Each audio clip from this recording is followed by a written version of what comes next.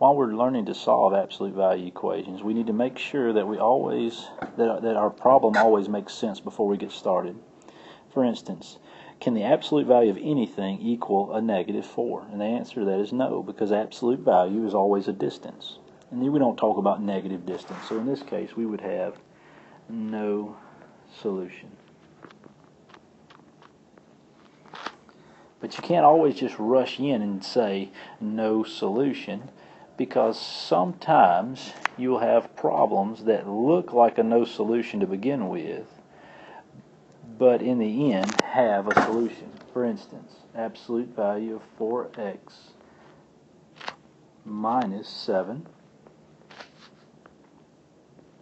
minus 5 equals a negative 5.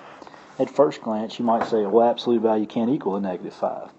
But we don't have the absolute value part by itself yet. So the first thing we'll need to do is get rid of that minus 5 on the left side. We wanted to do that by adding it to both sides.